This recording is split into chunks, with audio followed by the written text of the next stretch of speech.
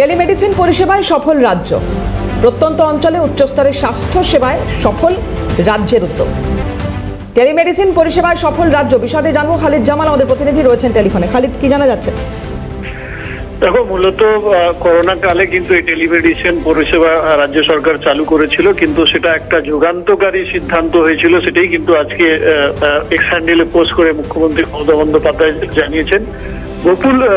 বিপুল পরিমাণে কিন্তু মানুষ যারা এই পরিষেবা গ্রহণ করেছেন, অর্থাৎ তাদের স্বাস্থ্য পরিষেবার ক্ষেত্রে টেলিমেডিসিনের মাধ্যমে পরামর্শ তারা নিয়েছেন, মুখ্যমন্ত্রী আজকে সেটাই এক্স হ্যান্ডেলে পোস্ট করেছেন।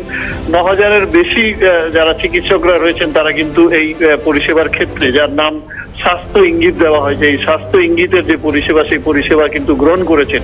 এবং সেই সফলতাকে আজকে মুখ্যমন্ত্রী মমতা বন্দ্যোপাধ্যায় এক্স হ্যান্ডেলের পোস্ট করে তিনি সাধারণ মানুষের কাছে এবং পশ্চিমবঙ্গের মানুষের কাছে তিনি জানাতে চেয়েছেন যে কিভাবে এই স্বাস্থ্য ইঙ্গিতের মাধ্যমে প্রচুর মানুষ এই টেলিমেডিসিন পরিষেবা গ্রহণ করেছেন, এবং সেটাই তিনি আজকে কিন্তু উল্লেখ করেছেন তার এক্স হ্যান্ডেল পোস্টে। অনেক ধন্যবাদ খালিদ। কথা বলছিলাম, খালিদ জামাল ছিলেন টেলিফোনে।